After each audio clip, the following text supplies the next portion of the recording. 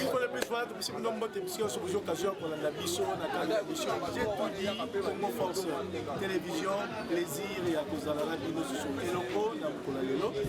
sommes en plein Kinshasa, précisément à Kassavubu, la avenue Chaba, avenue Koyebani, pour les activités de Kinshasa, sur le collier Miss, le collier Thompson, Toko, les Arabes Chaba, pour Ayebi, pour nous, c'est là où j'ai choisi de suivre l'invité, il y a Milo, qui n'est autre que Joe Star Bangato, une figure à ne plus présenter à la télévision, parce que Bao Bayebi, que c'est l'animateur phare de l'émission sur le web HD LNG, donc chaque dimanche à 13h, il est connu, c'est quelqu'un avec qui on aura beaucoup à parler, parce qu'il est dans l'histoire, il fait l'histoire, il vit également l'histoire. Joe Bangato.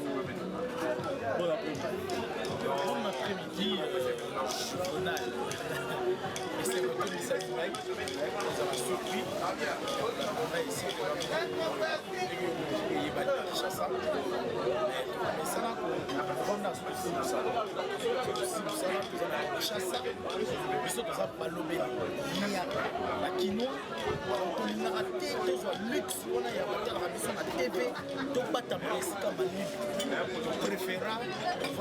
ensemble la cité n'a pas citoyen n'a pas vécu quotidien ya congolais na ya koyeba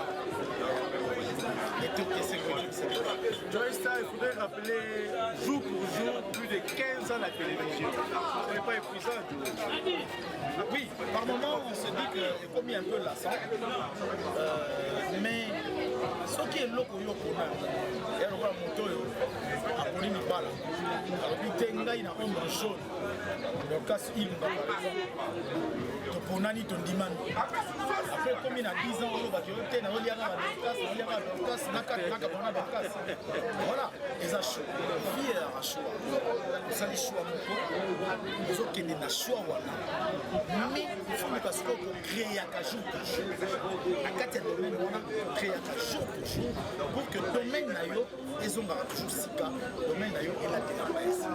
Voilà, on fait de notre mieux pour aller quelque part nous allons à ajouter donc comme quelque part pour Botipana. Mais toujours ce cas, nous allons toujours à la TV, mais tout changer, voler et bien. Nous allons acheter les livres, nous allons acheter Topstar, nous allons acheter Joe Star, nous allons acheter Samedi numérique, ma concept est différent. Mais nous surtout quand c'est à la télévision, nous allons acheter les médias. Et nous allons appeler patron, la chaîne, les médias. D'abord, on a créé, on a fait parler de notre temps. Et aujourd'hui, on a une chaîne YouTube aussi qui est dirigée par nous, qui fait aussi son nom, la plus sur le petit Lélo Joe Star officiel, tu tombes sur nous, tu tombes sur les informations, particulièrement l'actualité culturelle, mais avec un accent très particulier sur la musique. Joe Star officiel, c'est la page YouTube, comme vous l'entendez. Joe tu sais pas que zone dans le milieu nayo, on a vu comment Kobimanayo. Chaque jour c'est comme ça, hein? Ouais, oui, et c'est mon engaï et comment mon immeuble on a 300 ans. C'est là où je vis. Mais ambiance moi ils allaient en 7 ans aux autres parce que la mémoire une fois on a continué à carnaval. Na sepenzati. Mais nazalaka toujours bien si à quel point que comme maman ou à botinga. Aïe on va passer à surprise. Mais pour pas la qui se place dans la faut pas identifier. Na senga batu basala le. Mais batu ba comprendre que azamu mutu moko photo protéger aïe batu ba yebi batu ba ko yesu. Ba oya ba mo poser la question. Janani ba identifier mère natif là ça ba mo bi ngai mutu abotaye. Na kombo ya trésor. Nema tu va bâtir. Mettre la image on attend que ce qu'on a c'est on a beaucoup de mal il faut ça bonne salaboye maï bon ça tout ça et en sortant oui parce qu'il faut s'y aller que c'est on va dans l'idée il y a voilà complicité la bonne il a la bonne ça c'est vrai mais il a absolument j'ai fait la bonne franchement vous avez voyé Inch'Allah le pays pour ça à Libanda, donc on a maître de la sécurité à tout le maître Monante que je salue, mon coin va maître de la sécurité à Ouira. À Saki l'hôpital, mais vie à chaque jour, Naïwana, aux années l'hôpital, il faut s'inquiéter. Alors, dans mon monument, alors c'est que la geste de Saki, pendant qu'à l'hôpital. Alors, du coup, tant qu'on a monié, ça fait beaucoup de jours que la mona qui était, tant on a sali signe et tout, c'est payé, et puis voilà, la FCG à la calme, on a changé la on s'alloge geste. Et c'est comme ça tous les jours. Tiki Moutouka, Wana, on le bigot de base socolaté au Kouti, donc c'est dans cette ambiance que nous vivons tous les jours. Voilà pourquoi je me dis que je suis très en sécurité sur la zone abondante. Quand je reviens, Tiki voiture, mesure, tu es un immeuble, Papetou, on a un banda, n'a un chèque, n'a un haut, nous n'avons ni. La vie, j'ai joué ça, pas pour des choses. Et Joe, parler avec toi, c'est énorme, hein, parce que jeune que tu es, mais aux bibliothèques. Ça te fait quoi aujourd'hui de savoir que tu as aussi écrit l'histoire, hein, pas seulement à Kinshasa, mais au Congo et à l'étranger? Ça te fait quoi, toi? Très honoré, très honoré. Et je dis merci en passant parce que vous le reconnaissez. C'est très important. Aujourd'hui, au Congo, la dislocation, il y a une été sans au Congo, la émergence, il y a une musique à maison merde. C'est l'histoire. C'est l'histoire. Aujourd'hui, la prolifération de ces orchestres de la 5e génération, je suis dedans, j'ai l'histoire. Parce qu'il y a eu même des polémiques positives qui a ramené l'émulation dans ces artistes musiciens, ces jeunes, parce qu'ils sont passés chez moi. Je les ai mis devant à miroir et avec leur réponse, ils se sont rendus sur le terrain pour essayer de s'améliorer. Mais est-ce que quand tu as commencé ta carrière, tu t'attendais à ça? Non. Quand tu t'es plongé, tu t'es dit, bon, je me plonge seulement dans l'eau. Moi, je me dis, la vie c'est comme l'amour. La vie c'est comme l'amour. On entre dans une porte, c'est un champ aléatoire. On entre dans un porte, c'est comme un labyrinthe. Vous entrez dans une porte, vous ne savez pas par quelle porte allez-vous sortir. Vous y entrez parce que vous y venez. Mettez votre cœur, mettez de l'âme, puisqu'il y a de la patience, vous y mettez de l'âme, vous le faites bien, et le guide, c'est le créateur. C'est le créateur, il vous ouvre cette porte, quelqu'un d'autre ferme celle-là, il ouvre une tunnel, vous y entrez, vous ne savez pas ça sera à droite ou à gauche, mais quand vous le faites bien et que vous associez le Seigneur, ça se passe bien. Je suis rentré dans ça parce que j'avais la passion, j'ai aimé ce que je faisais, j'ai mis un peu le cœur dedans, et beaucoup d'âme, et voilà pourquoi je vous en sors. Bon, toi, rappelez que tu es facile, autre pas ici. En passant à la balle, c'est mi balai. Ah, mi balai, c'est un cahier de mise dans la foule, mise sur Élysée ou Marakiza. Pendant que j'ai sorti avec le Canada, on a mangé ensemble. On est rentré avec lui à l'IFASIC en 2002. En 2002, donc pas l'IFASIC à Élysée ou Marakiza. Un beau parcours. On a bandi Kosala, comme la promotion en Aïe. En passant d'ailleurs, il y a des Blaise Aïda, les Perro Louara. Qui sont les promotions? De ma promotion. Oh, Nyonso, Lelo, Bazan, Katia Congo, il y a média. Promotion. Élysée Ouamarakiza, on débute l'aventure avec CCTV ensemble. Mais moi j'étais déjà à Canal King comme stagiaire. Pendant que nous on était étudiants. J'étais à la rédaction, j'apprenais à écrire. Déjà. L'apprentissage de ma main. Et du coup, je quitte CCTV, Élysée Ouamarakiza, avec son parcours, il y reste, il va diriger CCTV à Matadi. Il revient, aujourd'hui, il est au Sénat. Et la cellule de communication, ne pas moindre, il y a un sénateur qui était au bureau de Sénat qui venait de tomber récemment. Je citerai un deuxième, Rachel Kitita. Voilà. Actu 30, je vous conjurerai d'ailleurs de pointer votre caméra sur elle après moi. Vous en aurez de témoignages aussi. Une dame de fête, une vaillante, une courageuse, une battante qui tient aujourd'hui Actu 30 et qui est même dans les démarches d'ouvrir sa chaîne. Quand même, il y a certains comme certains couacs et tout, des gens qui veulent faire chier, mais une dame qui a tout réuni autour d'elle. Rachel Kichita. Sur Congo Force, j'ai tout dit, émission Oyo. En tout cas, ils ont la polémique, mais la personne occasion d'inviter la Naï. Pas l'Oba, Nyonso, et aujourd'hui, ce n'est pas n'importe qui, c'est vraiment un maestro dans le journalisme. Joester Bangato. Plus de 15 ans d'exercice à métier, comme vous l'avez entendu tantôt, alors il va remettre l'histoire, il y a musique, il y a Wenge Saï. Joël. C'est vrai, parce que nous sommes totalement la TV. Quand vous êtes vraiment au centre, il y a musique. Mais d'abord, soit on attend Bakabouani, ça là, pour que les maisons mères. Soit on est avec les. En fait, na olembara jamais comme ça va toquer na kena maison mère. Parce que naza musicien, naza journaliste.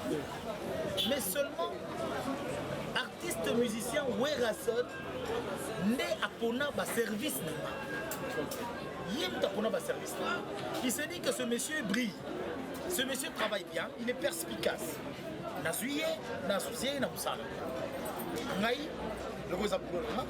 Parce que ma service là, naïe au travail là. Donc ils ont pas mis bateau parce que la paix Wenge Kabana, on se va voler mon hein. Non. Dans la génération Wenge 4x4. Mana ko yembela yo, ba nous aime faire de l'amour. Na mutu bache gama ondimati mutu moko te azaya génération Wenge 4e génération pour betel solo que na CP na baka azati parce que ça dit force il y a génération pour ça rolata bien pour ça poto pour ça koloba bien ko ça la présentable ces années là les années 81 82. Vous comprenez? Ça c'est ma génération, il faut le dire. Moi, on a élégé, vous voyez qu'on a élégance. Mais, fille et comme ma banque place, j'ai une vidéo, on a Olekisana HD dimanche. JB qui a été reçu à Trace TV dans une émission Skype. Il a parlé, oui. Il a parlé de son mauvais souvenir, la dislocation. Donc, ce qui est mon acteur, il y a eu qui a séparé la boutique. Naï, combien à plus forte raison, Nazala, loin. Non, mais ici je parle. Mais du moins l'opportunité. Oui. L'opportunité s'est présentée. Tant que nous sommes ensemble, nous sommes journalistes. Tant que nous sommes ensemble, nous sommes journalistes. Mais tant que dislocation est, tant que intervention rapide de Salemi, nous sommes journalistes. Intervention rapide de Salemi, nous sommes fanatiques, il y a Wenge, mais nous sommes plus la Werason. Nadolphe T, Namasela T, mais na Werason. Je me rappelle encore à l'époque, toi, on a Tchik, tu auras deux personnes, on a Cédric, Kangebe Nimekabou, Nanega Misome. Maman, ça a tout baissé déjà.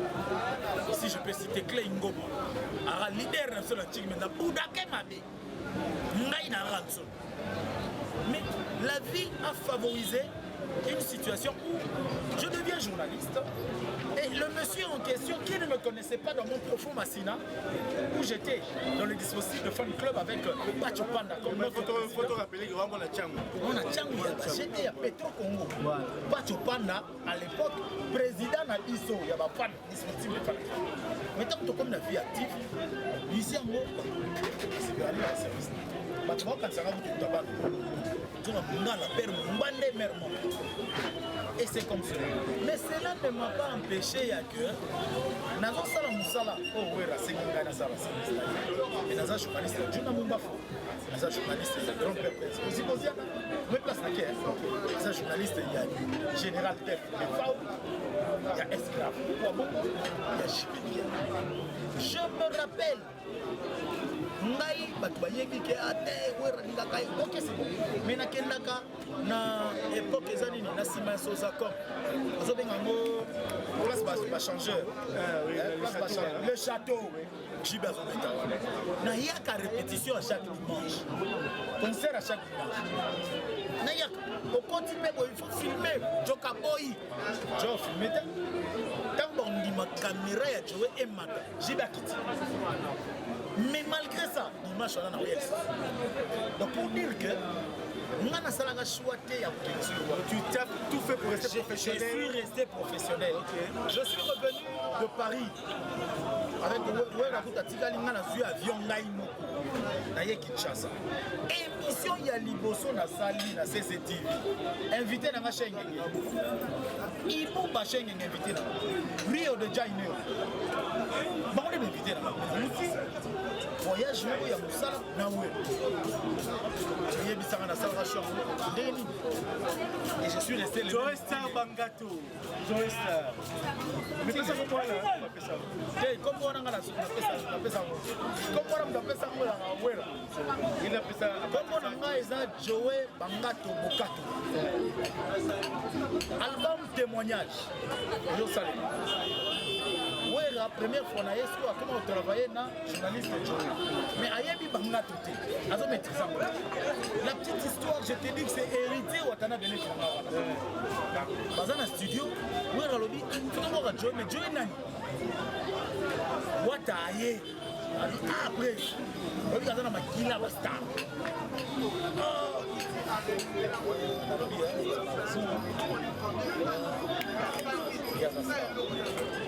Et ça s'est passé comme ça. Il a baptisé Joe Star CCTV. Ouais, la première fois. La première fois. Après, tu vas copter. Tu vas copter. Alors, on va mettre. Parce qu'il faut dire que.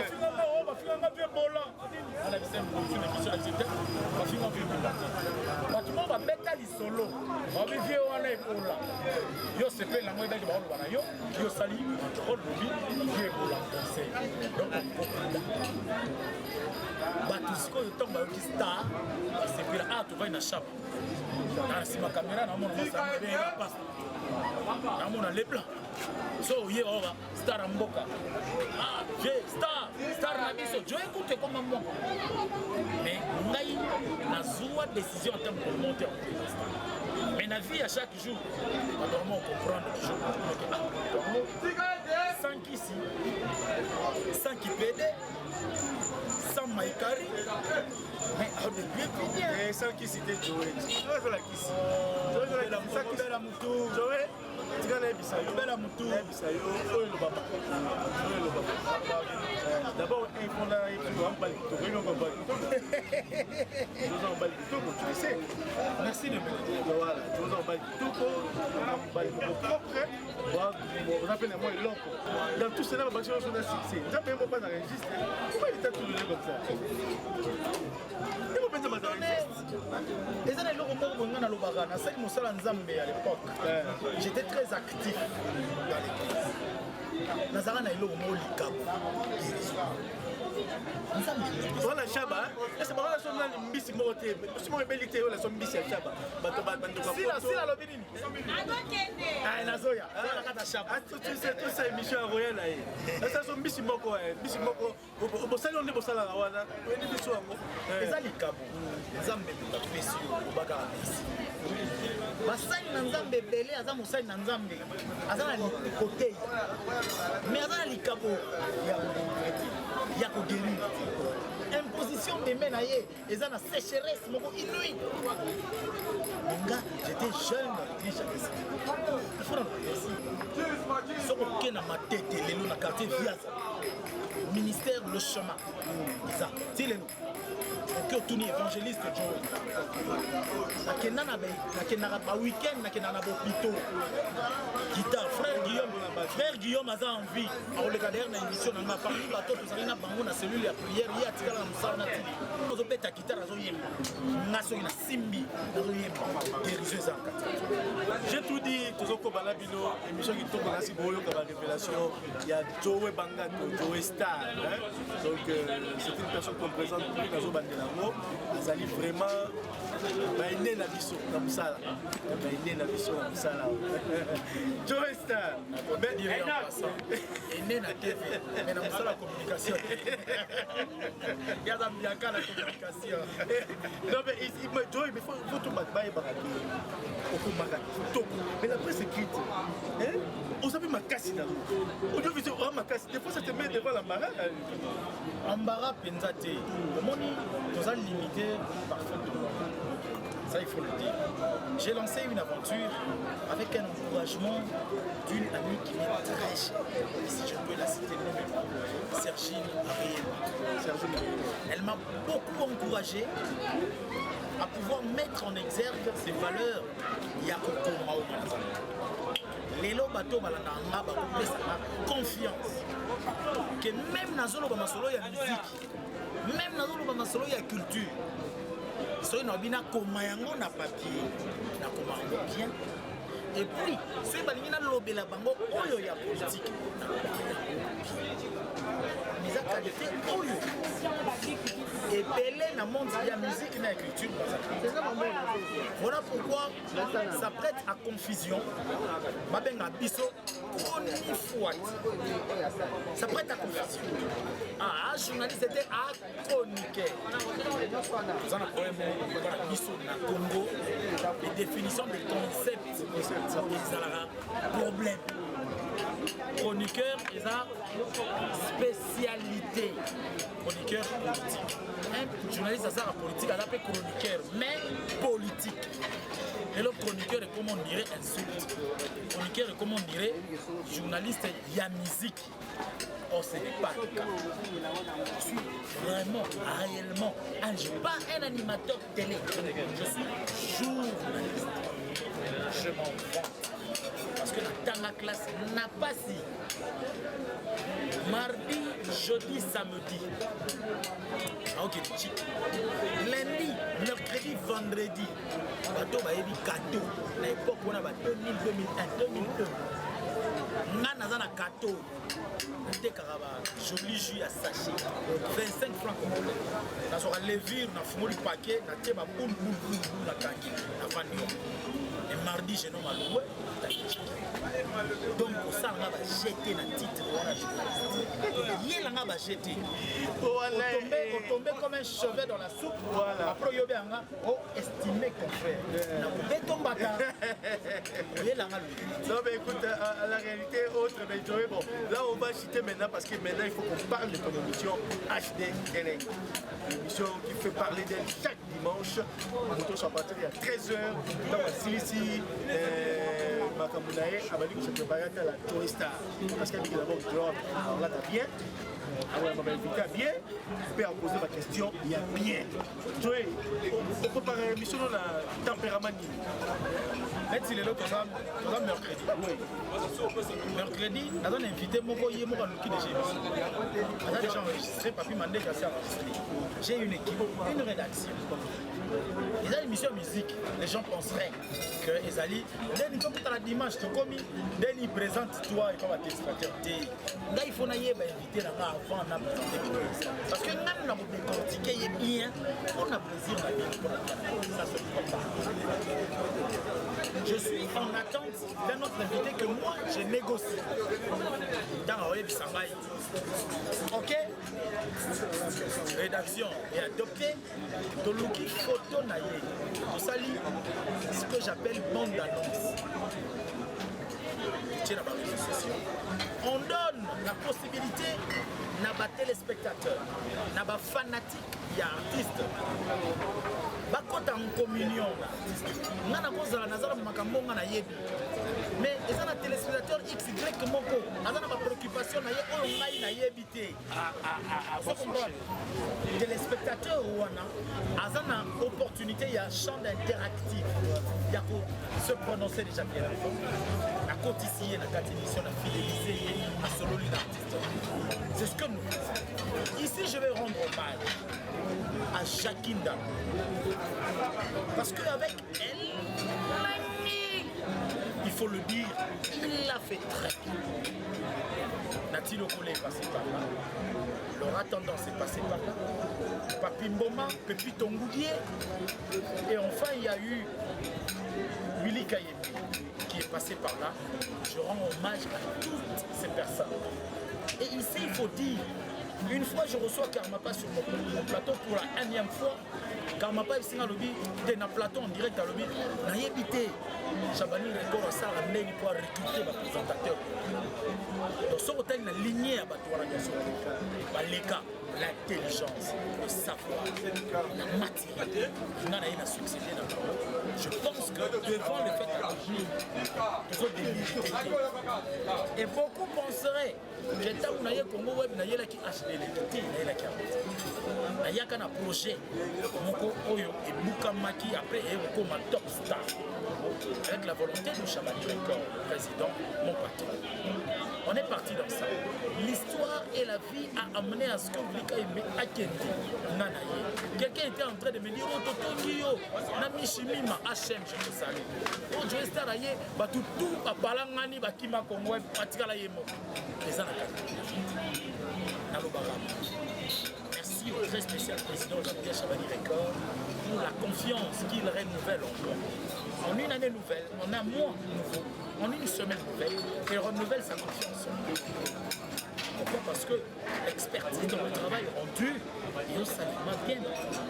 Joey, nous sommes invités là, on sur comment ça se passe, mais il y a aussi des quoi dans l'émission. C'est-à-dire que pour programmer nous le bourré, à s'excuser dans ce cas-là. À s'excuser pour tout. Bien il y a des politiciens, bien il y a des musiciens chrétiens, ils sont sérieux, les musiciens, oh ils disent profanes, oui. casse-tête, au moins on a tout naturel, mais pour nous il y a pas faire été, ngaïté, tu bandit acheter les gikutu na faire car pour éviter que Robino les gars une émission Robino a créé qui il a préféré pour ça que ngana zana arme moko ba question arme na ba question ce qui nous doit répondre les réponses n'engagent que la personne qui répond ce n'est pas moi je n'ai que le correctif nazana ne loko ya pour ramener à la raison sinon si on ramener à la raison propos na ye eza ya ye eza ya ngate oza na o fali pupa aleka émission ya Joete eza ngate fali pupa ye ko sepeli na ye ke te Chabani Record ngana ye ko to te na oleka na l'émission te minga na fali ko obekisi invité au solo li na ye animi ko ya na émission na yo et comme dimanche na 10h akangi téléphone je cite Kabosé azana posa production quand on a une émission na yo azana tarif té oyo pesi quoi il y a 1h30 d'émission que tu lui consacres mais à 10h à gagner téléphone à 11h à gagner téléphone comme il a 13h et émission vous avez une invité vous avez une actualité et aucun jamais que tu fais et là tu fais comment Joey là maintenant c'est le public a remarqué là maintenant c'est l'école que j'ai étudiée on a l'actualité on a des images à proposer. Tout cela, on peut faire un mot fort. Laetitia. Ça bien, l'animal bien. On va nous véhiculer un mot, mollo. Nous allons tenir en haleine. Nous allons tenir en haleine public, les spectateurs. Vous comprenez? Il faut faire avec maintenant. C'est autant on le dit ici, non? Ça c'est de l'inconscience à nous. Or, la minière a raison, c'est de l'inconscience professionnelle. Quand vous savez, mais rappelez-vous, ils ont inconscience professionnelle. Vous avez un tarif au fond. Vous allez libre dans la tête tout ça. Par exemple, les bureaux, ils appellent des bureaux. Non, au contraire, après, on a tenu les bureaux, finga. Oh, c'est ça, ils étaient les bureaux. Ma finga, il va finir dans mon ananga, il va yebi, attends, tout va finir. Pauvre fille. Je te dis, un frère, un ami, auto-cheminé longtemps, il ne s'excuse pas. C'est-à-dire le bataille après émission, on s'excuse. Rien ne s'excuse. Des gens comme ça. Vous avez des gens comme Maître Célé. Et depuis des années, tu es artiste et musicien. Aux apports, aux actualités, Ngai Bangani. Dans la question, on s'en va vidéo, Tinga et tout, répondre à ma question, on a devant caméra et tout. Donc, diffuser Yango. Natchaka Nayo. Oh, mais ça kanga et l'autre. Au point que le mot ici, l'autre, n'a rappelé la vie, ça n'a pas ta bonne geste pour la taille de l'équipe. Et soutenir bateau, va travailler parce qu'ils vivent de cela. Oh, on a beau et kanga. Donc, il faut s'aider tout ça. Dans ça, la trou, pas na yo. Oh, voyez, ça coûte combien? Parce que toi, tu me dois combien? Combien vas-tu me donner? Non, mais la dernière émission, c'était avec. La dernière émission avec Héritier. Héritier, on prend rendez-vous avec Héritier. Oui. Héritier est coincé à la RTNC. Après la RTNC, il avait un rendez-vous d'argent. Et Mémier est coincé. Il arrive à 6 minutes de la fin de l'émission. Sincèrement, je te dis, je suis. Tu as failli déprimer ces jours-là. Moi, je te suis pas à la télé. J'ai déprimé et toi, tu as rigolé. Oui. Tu as dit, je te connais, dans tempérament, tu es allé déjà au delà. J'ai rigolé. Mais l'artiste vient. Je lui dis, viens, excuse-toi quand même, auprès des téléspectateurs, et puis on renvoie une autre question. Il me dit, très simple. Dans 6 minutes, on n'a pas le il monte sur le plateau. Sa générosité, non, sa sympathie touche les réalisateurs, touche le patron de la télévision. On lui rajoute des minutes. Et on va jusqu'à 35. La conscience d'une personne. Donc ça c'est un problème. C'est tous les jours. C'est encore difficile. C'est très difficile. Un artiste musicien que je porte à cœur, que j'aime beaucoup. D'ailleurs, qui a fait ses premiers pas en solo avec HDL, Yves Raton. Un de ses pères, son chef d'orchestre, son adjoint, il vient à l'émission. Quand il insulte, moi j'ai dit, je ne suis pas d'accord. Tu n'insultes pas sur mon plateau quand même. Je vous chéris, vous êtes mes petits frères. On est vraiment une vraie famille. Ça ne passe pas. Mais qu'est-ce qu'il fait? Il va chez son président. Il dit que je serai à Zafiti, à Boïmana Lobela, et tu vois. Alors que les insultes ne passent pas. Lui-même, il réagit comment? Maintenant, il réagit en froideur. À côté en froideur, Nanga, il passe plus à mon émission. Il vient peut-être de comprendre parce que je lui ai fait savoir. Je reste. C'est ça le mal de ce que vous vivez. Et c'est aussi un problème aujourd'hui. Tu as un niveau de l'église, tu as un niveau de la politique. Partout, c'est ça le mal. Un grand artiste comme Luffy, il veut seulement piétiner sur le journaliste. Quand il est en face de Joe Star, je dis que tu ne passes pas dans ça. Donc ce monde-là ne passe pas. Moi, je te dis, le ABCD de la télé, c'est comme ça. Parce que c'est moi qui suis passé là-bas. Tu vas subir la sanction de mes études. Un point bas. Tu vas subir la sanction de mes études. Ça, c'est ça. Et quand il est en face de moi, finalement, il se dit, Fiti, vraiment, vraiment jamais. Monsieur Vinet, tu viens pas à mon émission, je parle de toi parce que c'est de l'information. On n'a pas besoin de tête à m'écouter pour l'information. Moi, j'informe. Joe Star, toujours un plaisir. Et HDL, continue à vivre. Toujours là, Joe Star. Donc, tu as aussi les satés. Mais les lots, en tout cas, j'avais tenu. Il y a Rosanna, il y a pour la vidéo. Parce que Naïebi, qualité à invité dans une même émission, j'ai dit et je sais qui vous proposez. Donc, vous avez n'importe qui, mais vous pouvez battre Oyo.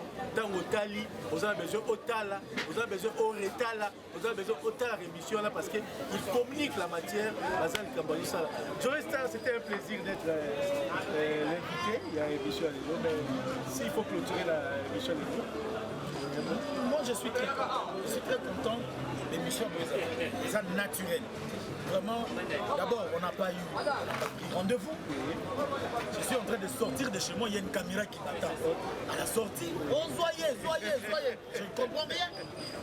Mais c'est naturel, il y a de la matière, il y a des choses, et ça les malhonneurs de judo. Je viens de me faire copier des insultes il y a peu pendant que nous marchions. Quelqu'un qui dit Alibara Matolo, il ne me connaît pas. mais a fini. À une époque donnée, sur la tchèque, il m'a dit Bédié Makofi.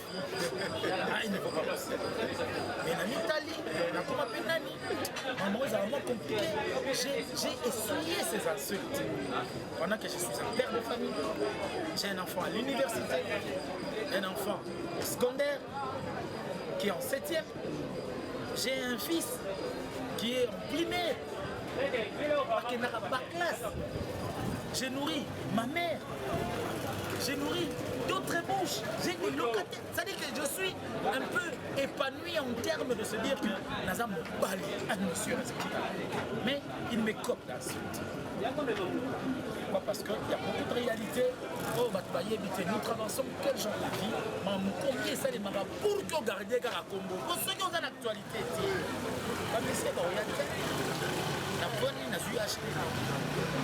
Congo est déjà dans la souci. Et Captara, on a 2 communes trop. Mais on a plus d'une année. Mais c'est l'idée là où il y a pour un respect. On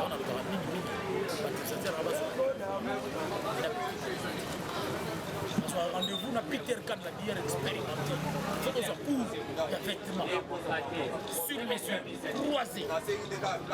Sur rendez-vous na savoir. Bogar, il y a un musique au Shabbat. Donc c'est la monnaie. Sur un rendez-vous na vestimentaire, na joueur on l'attendait. Peter Kan on l'attendait. Ah bah relax, une tornade. Donc tu peux pas passer à ah d'accord. Donc bref, secteur de communication journaliste azaliste. Les non professionnels à la tête du média, ça dérange énormément. Sur le site l'école la messe à la matière. Sur les lycées, soit professionnels, ils sont par l'accès, ils sont reconnus français. C'est-à-dire élégance. Mais les comme histoire. Non, mais c'est. Pas mouton noir, s'il vous plaît. Va épargner du 4e. La CNI, merci d'ailleurs.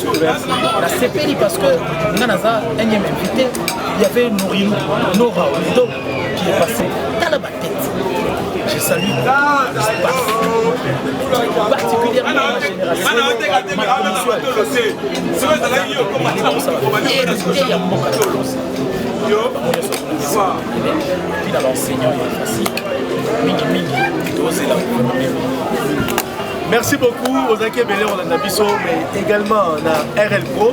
Sur YouTube, Bobo Sanake, pour s'abonner massivement, pour s'abonner, pour un plaisir, on a Bisso, pour s'abonner, on a bien, on pour abonner, on a payé tellement on a RL Pro. Chaque vendredi à 20h10, rediffusion à 9h dimanche.